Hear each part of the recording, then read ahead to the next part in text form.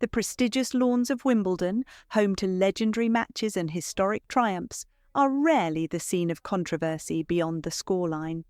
Yet this year, attention has shifted from rackets and serves to a conversation that intertwines sports, media ethics, and gender norms. British tennis sensation Amma Ratanu, celebrated for her agility, strategic play, and composure under pressure, has suddenly found herself at the centre of a heated debate that extends far beyond the tennis court. Fans watching her recent matches noticed something unusual. BBC's coverage seemed to momentarily avoid showing Ratanu on camera during critical points in her play. While at first glance this might seem inconsequential, the timing has raised eyebrows and sparked widespread speculation. Social media users quickly pointed out that Ratanu appeared to be competing without a sports bra, a choice entirely personal and physically comfortable for many athletes, but one that appears to have prompted a subtle yet significant change in camera focus during the broadcast. The situation has ignited discussion across platforms, with viewers offering a mix of interpretations. Some believe the sudden absence in coverage was a mere technical glitch, a random editorial choice by the production team. Others have criticised the broadcaster, suggesting that the decision reflects outdated, even sexist attitudes toward female athletes. They argue that the focus should remain on athletic performance, not personal clothing choices, and that censoring an athlete for her comfort is both unnecessary and regressive.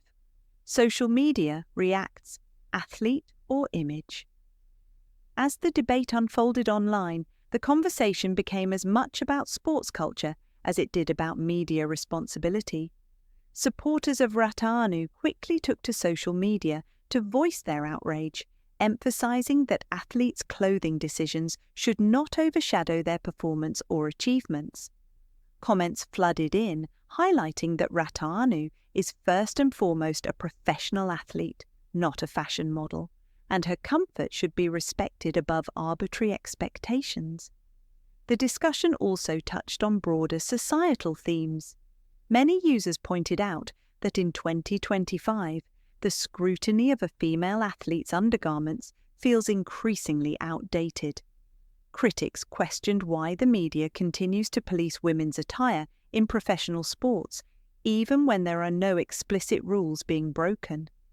The incident has sparked a larger dialogue about how women are portrayed in sports broadcasting, how personal choices are respected, and the lingering presence of traditional norms that may no longer serve their original purpose. Wimbledon's dress code: tradition meets modernity. Wimbledon is known for its strict all-white dress code, a tradition that stretches back over a century. Competitors are required to adhere to uniform guidelines with emphasis on colour and overall appearance on court. Yet while the tournament maintains strict visual standards, there are no official rules mandating undergarments, leaving athletes with autonomy over personal comfort. This nuance has made the BBC coverage decision particularly controversial. The tension lies in the intersection of tradition and personal choice. While the sport celebrates precision, grace, and decorum, the enforcement, or perceived enforcement, of modesty standards in this context can feel unnecessary and even discriminatory. Ratanu, as one of the brightest young stars of British tennis, has inadvertently become a focal point in the ongoing struggle between performance-driven sports culture and outdated image expectations. Historical context: female athletes and media scrutiny. Rataanu's situation is far from unprecedented. Female athletes across disciplines have repeatedly faced scrutiny over clothing choices, with public and media expectations often rooted in modesty norms rather than athletic necessity. Gymnastics, track and field, and tennis have all witnessed similar debates, in which athletes expressing comfort or choosing performance-friendly attire have been met with criticism or altered media coverage. These incidents highlight a persistent issue. women in sport are often held to dual standards. Their achievements are celebrated, yet their bodies and clothing choices remain a topic of public judgment. Athletes have frequently spoken out about the tension between performance and appearance, challenging conventions that prioritize image over function. Rattanu's experience, though seemingly minor in isolation, taps into this broader ongoing conversation, forcing audiences to reflect on how much progress has truly been made in sports media, ethics, and gender equality. Public reaction, a debate beyond tennis. The controversy surrounding Rattanu extends far beyond tennis enthusiasts. It has captured attention from advocates of gender equality, media ethics commentators, and social media users invested in cultural conversations. The question at the heart of the debate is simple yet profound. Should a professional broadcaster alter coverage based on a personal clothing choice when no rules have been violated? Supporters argue that focusing on the athlete's attire detracts from the sport itself and reinforces antiquated perceptions of women's roles in public life. Critics of the BBC's alleged decision frame it as an unnecessary intervention that undermines autonomy and perpetuates gendered double standards. Both sides acknowledge the symbolic weight of the incident. It is not just about one athlete or one match, but about the values that guide how female athletes are treated in high-profile sporting events. Media responsibility, ethics, and editorial choices. The situation also raises questions about the responsibilities of broadcasters. Sports media outlets have immense influence over public perception, and their editorial choices can either challenge or reinforce societal norms.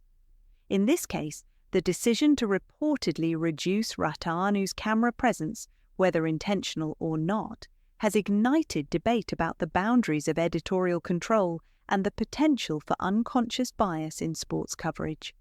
Journalists, commentators, and media ethicists have weighed in, noting that while technical errors and on-the-fly directorial choices are inevitable in live broadcasts, patterns of selective coverage can have significant cultural impact. When coverage decisions disproportionately affect female athletes in ways that their male counterparts rarely experience, it suggests a systemic issue that goes beyond isolated incidents.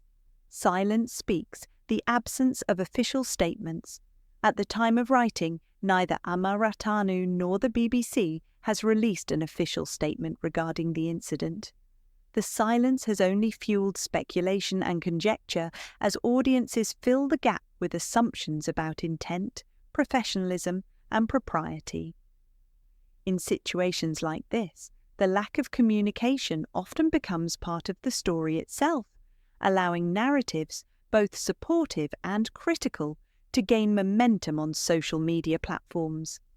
While a formal response could clarify intentions or address misunderstandings, the ongoing absence emphasizes the tension inherent in live sports coverage. Editorial decisions are made rapidly, often under pressure, yet their repercussions are subject to intense scrutiny. This dynamic illustrates the broader challenges female athletes face, not just in competition, but in how they are represented and perceived by the public.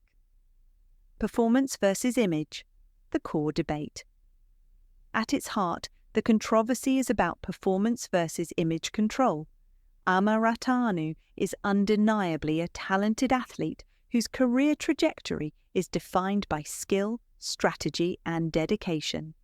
Yet, an incident that involves something as simple as sportswear has triggered a wider cultural conversation, reminding us that female athletes' bodies and choices are often under disproportionate scrutiny. The debate is emblematic of an ongoing cultural shift. Increasingly, athletes are challenging the notion that personal comfort or practicality must conform to traditional expectations of modesty or propriety. Yet the media, long a gatekeeper of public perception, continues to grapple with how to balance tradition, audience expectations, and evolving social norms. In this case, Rataanu's experience may serve as a flashpoint, highlighting the need for clearer guidelines that respect athlete autonomy while maintaining professional broadcasting standards.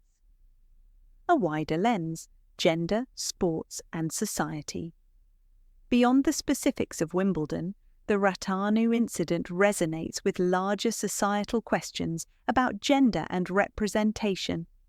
Women in high-profile professions, from sports to entertainment, are frequently subject to evaluation that extends beyond their professional performance. Their choices, behaviours, and appearances are often judged against historical norms that may no longer hold relevance. This event, however, provides an opportunity for reflection. It prompts a reconsideration of why personal athletic choices, especially those that do not contravene explicit rules, remain contentious. It also highlights the importance of amplifying athlete voices in conversations about representation, autonomy, and respect, ensuring that their perspectives shape the narrative rather than being overshadowed by speculation or editorial discretion. Moving forward, lessons and implications. The controversy surrounding Rataanu is far from resolved. As the tournament progresses, it is likely that media coverage, public commentary, and social discourse will continue to evolve. What this incident makes clear is that sports, media, and societal expectations are deeply intertwined. Athletes like Rataanu are not merely competitors on a court. They are also symbols of larger cultural conversations, embodying the tension between tradition and modernity, performance and perception. In the months ahead, the dialogue sparked by this event may influence how broadcasters approach live coverage, how audiences engage with female athletes, and how sports institutions consider rules and guidelines regarding athlete attire. Whether this moment becomes a catalyst for change or a fleeting media storm, it underscores the continued importance of examining how gender, media ethics, and professional sports intersect in contemporary society. Conclusion: beyond the headlines. Rataanu's situation at Wimbledon illustrates more than just a peculiar moment in broadcast coverage. It serves as a lens through which broader societal questions are magnified. From media responsibility and ethical broadcasting to gender norms and personal autonomy, the discussion prompted by this incident reveals the complexities that athletes face off the court as well as on it. While the tennis itself remains paramount, the coverage choices and ensuing debate remind us that sports are never entirely isolated from culture. Athletes like Rataanu, celebrated for their talent and dedication, may unintentionally become symbols of larger societal conversations about fairness, respect, and equality. How the media, institutions, and audiences respond will shape the ongoing dialogue, and perhaps move the needle toward a more progressive and inclusive understanding of sports and representation in the modern era.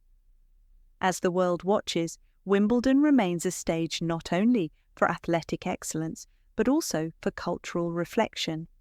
Rataanu's experience reminds us that progress in sports is as much about what happens off the court, how athletes are represented, respected and supported, as what happens on it.